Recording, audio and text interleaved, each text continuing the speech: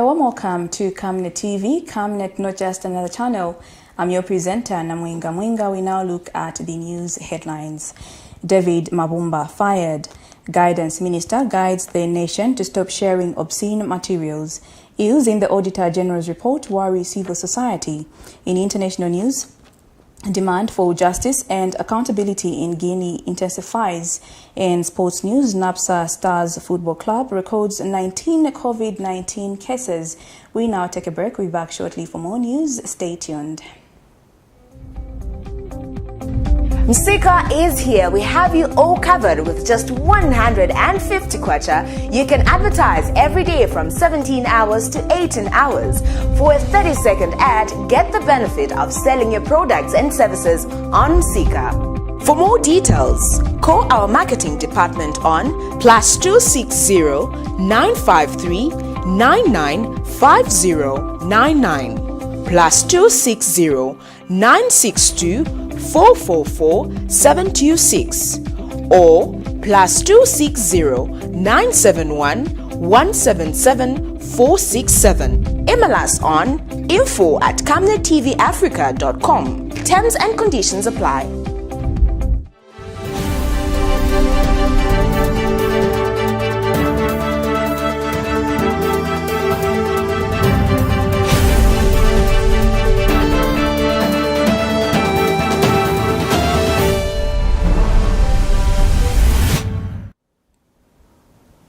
Welcome back, and now the news in detail.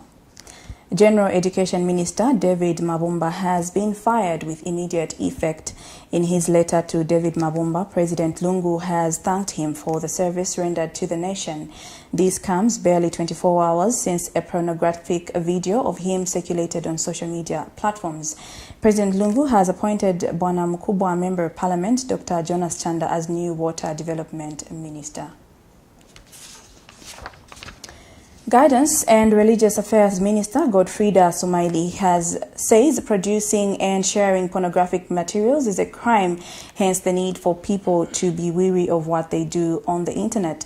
Commenting on the pornographic materials involved General Education Minister David Mabumba, Ms. Sumaili explains that anyone in possession of these materials is answerable to the law. She has since called on everyone who has the video footage to delete it and remember who they are in relation to culture, shared beliefs of respecting each other. The minister has since called on the law enforcement agencies to ensure this matter is investigated to ascertain the legitimacy of the video. Here is a report. Zambia, publishing and sharing information that is of public nuisance or pornographic is an offense punishable by law. Today, the country woke up to a rude shock when a video clip of General Education Minister David Mabumba circulated on social media blogs with some questioning the moral standing of the minister and the entire law enforcement agencies. The general public has questioned the whereabouts of the law enforcement agencies for allowing such videos to circulate. However, Guidance and Religious Affairs Minister Godfrida Sumaili has cautioned all those circulating the video of stern action. The minister, who could not tell exactly what will happen to the minister in question, advised members of the public to delete the video clip to stop corrupting the morals of others. It is very, very unfortunate that these kind of materials, pornographic materials, find themselves in the public domain, meaning that people are circulating. People have it on their phones. This is very, very unfortunate, and it is something that we all feel very sad about. Delete those videos, but also don't be a courier of such kind of material. If you have this kind of material on your phone, please delete and don't accept receiving this kind of things from anybody. This is a very delicate time to those that are found in this kind of situations. The Religious Affairs Minister has also asked the nation to pray for the minister, urging that the law enforcement agencies will investigate the matter to the end. Pornography is a crime, and we have to allow the law enforcement wings to investigate and to find out how such things happen. My message to the people of Zambia is that we have to remember who we are. Zambia is a Christian nation. We have our cultures, our shared beliefs. My appeal is for us to pray for such people, but also a counseling becomes very, very important. And above all, let us leave it in the hands of those that have been mandated to investigate such kind of matters. Sharon Kalimbola, Camnet News, Lusaka. Transparency International Zambia and Action Aid Zambia are concerned about government's failure to act upon erring officers as cited in the Auditor General's report. The report that was released last week has cited several anomalies in parastatal bodies and other statutory institutions. In a joint statement issued to Camnet Tv, TIZ Executive Director Maurice Nyambe notes that a total of 10 parastatals representing around 60% of audited parastatals have all failed to remit statutory obligations to the Zambia Revenue Authority, National Pension Scheme Authority and Workers' Compensation Fund. The non-remittance to those obligations has resulted in the country losing about 40 million kwacha annually. Every year, the Auditor General produces a report in which various sectors of government are assessed in terms of operations and expenditure. Last week, on the 20th of July 2020, 4 audit reports were released by the Office of the Auditor General, which include the report of the Auditor General on the accounts of parastatal bodies in other statutory institutions for the financial year ended 31st December 2018. This document never falls short of mismanagement of funds and failure to submit returns in form of tax, especially by parastatal companies. This development has not sat well with the Transparency International Zambia and Action Aid, who feel this negligence has resulted in the country losing at least 40 million kwacha annually. TIZ Executive Director Maurice Nyambe says government needs to act now. We have observed over the last several years that the Auditor General's reports have consistently revealed glaring irregularities in the management of public funds, and in this particular instance, I think we would like to strongly condemn in the strongest possible terms the mismanagement and abuse of resources that we have seen by different parastatal bodies. We think that parastatals being government owned really should be the foremost and prime example of adherence to the law and of good financial management practices. And the fact that they are not, we think that this places an indelible stain on government's professed commitment even to fight corruption and to promote good governance. So really our plea and our call is that all those who are culprits in this instance should be made to account for their actions. As a matter of fact, we do not see the reason why the chief executive officers of these entities should actually continue serving, because obviously they have failed to preside over those entities. And so we would like to call upon the respective line ministries to actually take immediate action against these irregularities, because we have seen them happening every single year, and I think it's about time as a country we began to take punitive measures and punitive actions that are going to ensure that we put a stop to this rot. Mr. Nyambe says it is time that something different was done to ensure that resources are used for what they are intended for. The 2 CSOs did an analysis that further revealed that 8 out of 16 parastatals audited, the governance and oversight mechanism leave much to be desired. It is not our intention to keep whining, but the one thing that we would do is that we will keep raising the issues. But beyond that, I think one of the things that we are starting to do more of now is to begin to engage these entities on a one-to-one basis. And so we will officially write to the different entities involved, the different parastatals that have been cited, and we will seek to have some engagement with them so that we can see if we can get to the bottom of this. I also need to emphasize that our approach really is not for us just to raise issues and to highlight the wrongs that are happening, but we would like to engage them also so that we can mutually begin to think about solutions to some of these things that we are facing, because it is in our interests, both as civil society organizations, but also we believe as state entities that there should be prudent management of resources in order for the country to be able to benefit from its wealth. Sharon Kalimbula, Camnet News, Lusaka. Civil Society for Poverty Reduction has commended government for coming up with an emergency social cash transfer program, as announced by Community Development Minister Kapamba Mlenga Chewe.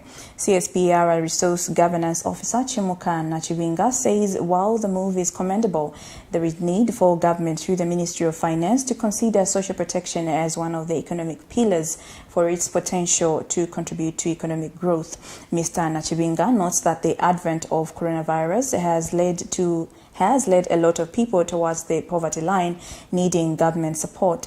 Meanwhile, Mr. Nachivinga has advised government to come up with shock-responsive social protection strategies to help the poor in cases such as natural disasters, as is the case with the COVID-19.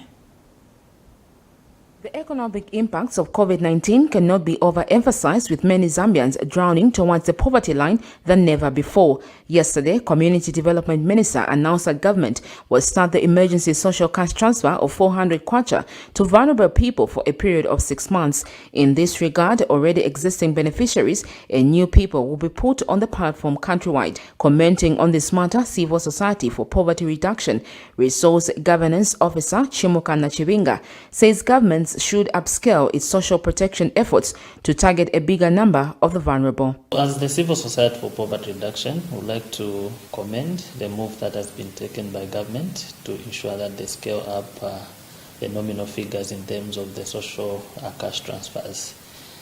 However, with the advent of the COVID-19, I think we are more expectant that the government would have actually not only scaled up the social cash transfers in terms of the nominal figures, but also scale up in terms of the beneficiaries themselves that are supposed to receive the social cash transfers. This is because when you look at Zambia, approximately around 8 million people are still poor. So with the advent of the COVID-19, there are a number of people that have fallen into the poverty trap that would definitely need the arm of government to try and cushion their living standards. So basically the recommendation we are making to government is to try and scale up the social protection programs, specifically the social cash transfer, to capture a number of people that have fallen into the poverty trap because of the advent of the COVID-19. Secondly, we would also like to recommend to government to ensure that they come up with shock-responsive social protection programs, such that when we are faced with pandemics such as this, the people are cushioned in one way or the other. Maybe going forward, as government is coming up with the COVID-19 post-economic recovery plan, government through the Ministry of Finance, they should also consider to include social protection as one of the economic pillars because of the potential that it has to contribute to economic growth of this particular country and also improve the living standards of the people. The emergency social cash transfer will start from Ndola, Chilanga, Chingola, among other areas. The intervention will be implemented starting with the following districts: Ndola, Livingston, Chidilabombwe, Kitwe, Kabwe, Chirundu, Kafue, Lusaka, Nakonde, Chilanga, Chipata, Mansa, Mungu, Solwezi, Chingola, Kasama, and Mufulira. Sharon Kalimbula, Camnet News, Lusaka. Meanwhile, civil society organization Scaling Up Nutrition Alliance has charged that Zambia needs to work hard at reducing stunting levels, which currently stand at 35%. CSO Sun Alliance Communications Officer Nsungwe Mlendema says government has for some time now misplaced its priorities towards the fight against malnutrition, which leads to stunting. Ms. Mlendema was speaking to Camnet TV in an interview. In Zambia, the prevalence rate of stunting in children under the age of 5 is 35%, according to a survey carried out in the year 2018, down from 40% in the year 2014. A further 9% of children have a low birth weight of less than 2.5 kilograms. The civil society organization Nutrition Alliance have noted that the 35% stunting rate is still too high, and this calls for government's concerted efforts to curb this vice. CSO Sun Alliance Communications Officer Nsungwe Mlendema observes that relevant stakeholders have misplaced priorities in this fight. 35% stunting of children under 5 in Zambia, and this is as a result of obviously poor nutrition as well as minimal funding to the nutrition sector. With the COVID-19 pandemic being at its height in Zambia right now, very little attention is being taken to nutrition, as well as just nutrition and how it's being impacted by COVID-19. With many social and economic effects of COVID-19, people are not able to access nutritious foods, which will really reverse the gains that we have made in the country. Ms. Mlendema further states that COVID-19 pandemic in Zambia is likely to slow down the fight against the stunting rate. Among the pillars of the 7th National Development Plan, the fight against malnutrition by the country's health ministry is not an exception. We need to continue with the dissemination of nutrition messages in the fight against COVID, as well as more funding to go towards the nutrition sector. Reporting for Camnet Television in Lusaka, Zambia, Mwinga. Ministry of Health Permanent Secretary Dr. Kennedy Malama has warned the public from using unauthorized medicines to fight COVID-19. Speaking during a COVID-19 update, Dr. Malama explains that the country should move as one if the virus is to be eradicated. He says government will not allow people to erode government's efforts in the fight. The PS says reports have revealed that other sectors are using erythromycin to fight the disease, which they believe is a cure. Meanwhile, Dr. Malama has revealed that case management of COVID-19 has evolved, adding that what the country is seeing today are sicker patients who require other specific needs. He has reminded people to stay alert and observe the health guidelines. Zambia has in the last 24 hours recorded 247 cases and 4 deaths, bringing the cumulative figure of deaths to 146. The coronavirus disease is still crippling economies, especially now when people have clearly misunderstood the new normal. Numbers of positive cases keep rising and the death toll keeps going up. Health Permanent Secretary Dr. Kennedy Malama says government is worried that people have started using unauthorized medicines to fight the disease in what they think can cure the virus. The public is said to have also relaxed in observing COVID-19 health guidelines, a matter he says is worrisome. In the last 24 hours, Zambia has recorded a total of 247 cases of COVID-19 out of 970 tests we conducted. The 247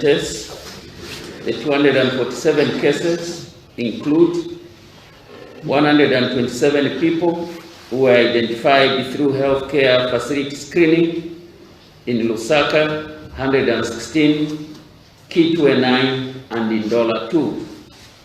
We also had 64 contacts to non-positive cases in Lusaka, 62, Chilanga 2. We had 46 individuals from routine community screening in Lusaka. To appeal to the Zambian people, we've received information of some people who are promoting the use of some of the drugs, which should only be prescribed by health practitioners to the members of the public. This is uncalled for. At a time when we are fighting COVID-19, we expect to move as a collective, as a country, and we wouldn't want to see a situation where certain quotas is undoing what we are trying to do. And the PA says people being brought to the health facilities have much serious symptoms than those that were brought earlier when the virus broke out. As you are aware, COVID-19 pandemic has evolved in Zambia. What we are seeing today are the sicker patients in our healthcare facilities, far much more sicker than we used to see 4 months ago, 3 months ago. The people we are attending to, they require oxygen. They require other specific treatments and support as we look after them. What is commendable is that we are saving far much more lives than what we are losing. And we would like to take this opportunity once again to commend the healthcare workers who are spending long times with the people who are admitted, long working hours. Some sectors of the economy still remain closed as the pandemic is being fought. Sharon Kalimbola, Camnet News, Lusaka. We now take a break. Stay tuned.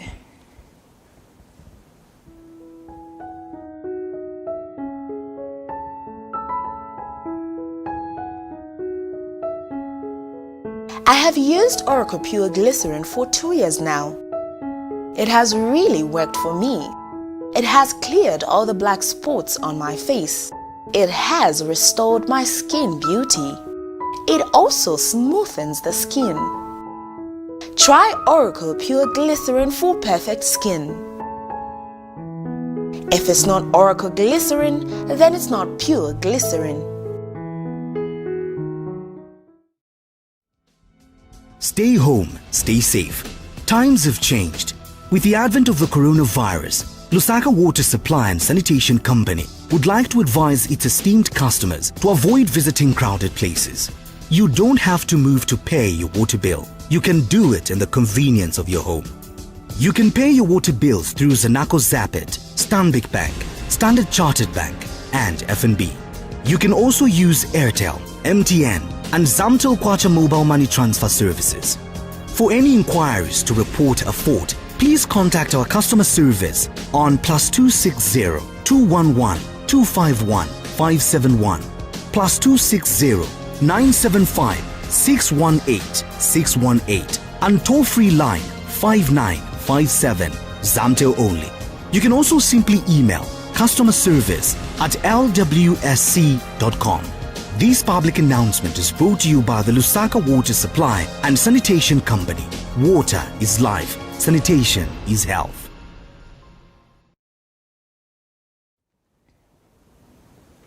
You're still watching Camnet TV, Camnet, not just another television. We now continue with the rest of the news. Patriotic Front Lusaka Provincial Secretary Kennedy Kamba says the party is disappointed at the remarks issued by Deputy Inspector General Police Boni Kapeso that PF is hiding Emmanuel Banda.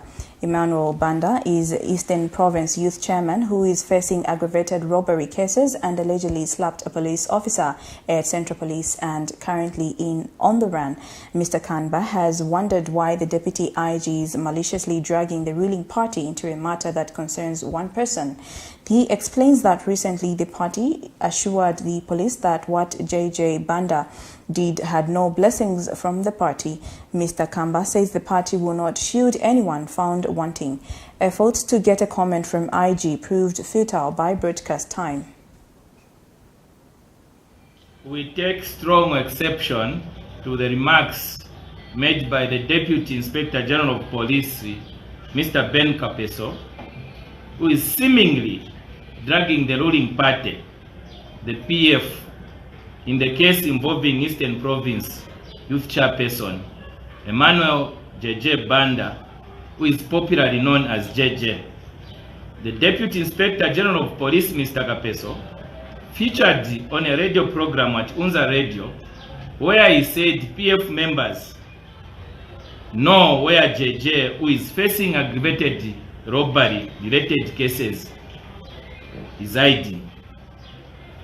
We strongly feel that Mr. Kapeso is maliciously dragging the PF as a ruling party in the alleged misconduct of individuals who must be personally face the law if found wanting, rather than dragging the entire party into the misdeeds of a few individuals. It is not so long ago that we had a meeting with the police command at police headquarters, where we assured them that the PF was not above the law or reproach. We assured the police of utmost respect in the discharge of their duties, and that no PF supporter, member or leader expected to undermine the police or police officers. The cases facing JJ or any who were accused of raiding the police central division in Lusaka had no blessings of the party, and Mr. Kapeso knows this very well. If one or two members of the PF crossed the paths of the law, the police must deal with them as individuals without dragging the party's name in those matters. The Zambia Development Agency, ZDS, says Zambia is open to investments from other African countries, just like it welcomes investments from other continents in the world. ZDA Board Chairman Fisho Mwale says Zambia wants to integrate its economy with other African countries in order to grow it. Mr. Mwale was speaking when he paid a courtesy call on His Excellency Germinho Chivavi, High Commissioner of Mozambique to Zambia and Dean of the Diplomatic Corps. The board chairman says Zambia wants to further strengthen its economic relations in terms of trade and investments with its neighboring countries and Africa at large. Meanwhile, Mr. Mwale has reiterated the position of the agency in promoting intra-Africa trading activities within Africa, and His Excellency Germinho Chivavi, the Mozambican High Commissioner to Zambia, expressed gratitude at the visit by the agency to his office. The High Commissioner further invited the agency and the Zambian private sectors to a SADC business forum to be held in Mozambique next year. The DA, which is at the center of the entrepreneurial and industrial development of Zambia, is well positioned to promote not only Zambians into the African marketplace, but also other African investors and entrepreneurs into the Zambian space. It is therefore imperative that Africans start growing from their own resources, start growing from their own skilled entrepreneurs. There are so many Dangotes out there who are welcome into Zambia. Equally, we do have Zambians with comparative advantages who can enter into the African marketplace for investments as well as industrialization, or for export-oriented activities. So please, we are there to assist and facilitate intra and inter trading activities. Lusaka City Council, LCC, has commenced the electronic distribution of bills to its clients aimed at serving clients better and reducing physical contacts in the wake of COVID-19 pandemic. LCC Public Relations Manager George Sichimba says the exercise has just commenced via bulk short messages SMS following the conclusion of the partnership with Zamtel. Mr. Sichimba explains that in 2020, the Council embarked on the exercise of collecting mobile phone numbers and email addresses from its clients in readiness for the exercise. So far, 43,000 clients have been captured out of the targeted 200,000 clients. Mr. Sichimba says the service encompasses payments such as property rates, ground rent, billboards, and house or shop rentals, among others. LCC is therefore appealing to all property owners, business owners, and tenants, or those who receive municipal services that require billing to submit their mobile numbers. Inform members of the public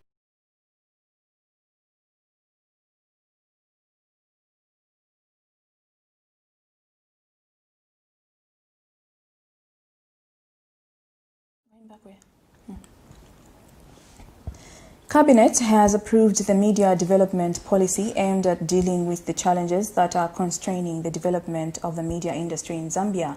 In a statement issued to the media by Chief Government Spokesperson Dora Silia, says the media industry has grown significantly, resulting in challenges that must be tackled through a comprehensive policy framework. She says challenges such as inadequate regulations and skills among media practitioners, as well as inadequate media development-related infrastructure, is a matter that needs to be dealt with soon. This development was arrived at the 17th Cabinet meeting held at State House on Wednesday, 29th July 2020. We now take a break. We'll be back shortly for more news after this.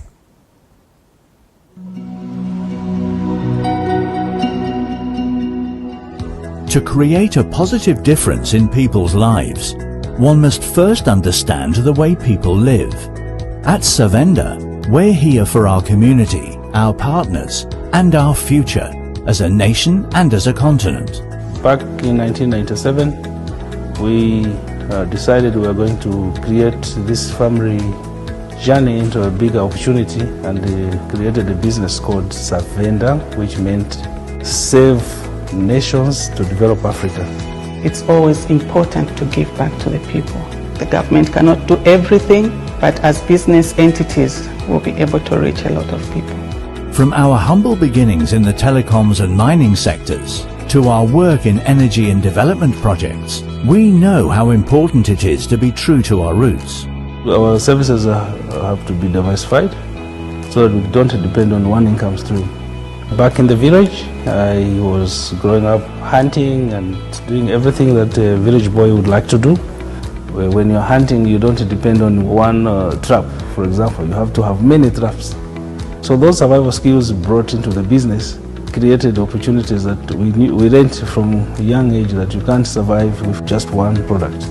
Savenda Group involves Savenda Management, which is a consulting, Savenda Express, which is a corporate branding company, Savenda Electric, which is a manufacturer of energy-saving bulbs, Savenda General Insurance, which is a general insurance company, Savenda Fresh Produce, Cyber Africa, which is a center for just dealing with cyber security. Now, Savenda is combining local knowledge with international expertise. It's time to be a part of Zambia's rising success and Africa's exciting future. We are a gateway into Africa, and now we are praying with global companies who are coming to Zambia for opportunities and to look for companies that are homegrown, and we are proud to be one of those.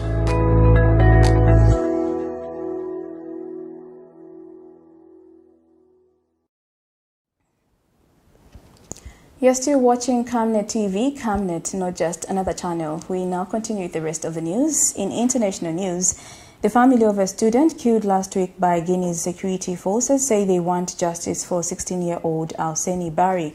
He was killed in an opposition stronghold during last week's demonstration. There have been months of protests against President Alpha Condé demanding his resignation.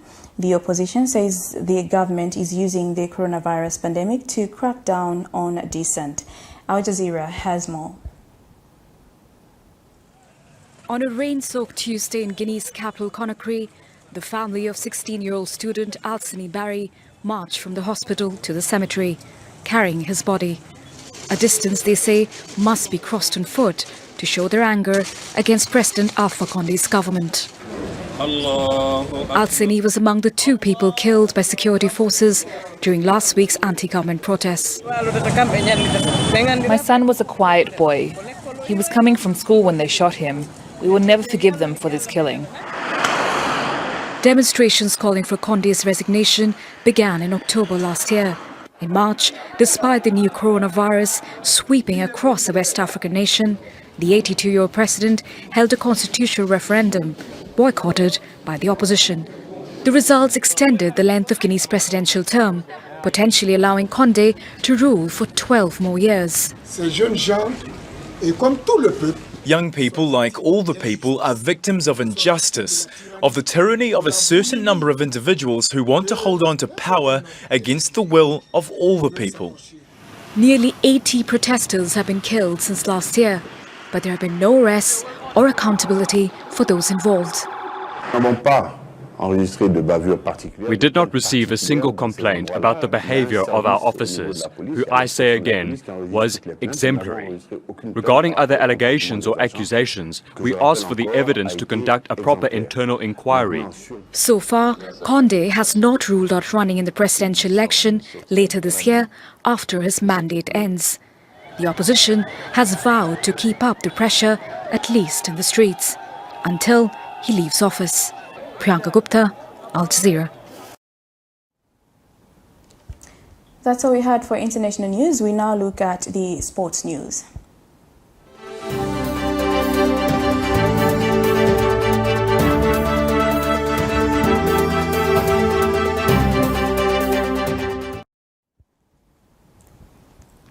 Welcome back. NAPSA Football Club has recorded 19 COVID-19 positive cases among the players and other supporting staff. NAPSA Stars Media Officer Gwen Chipasula says the team undertook COVID-19 tests on 20th July, of which the results came in yesterday. Mr. Chipasula says the team will, however, continue to conduct their activities under strict adherence to health guidelines. The team has advised its members and supporters to observe the set health guidelines and prevent the spread of the COVID-19.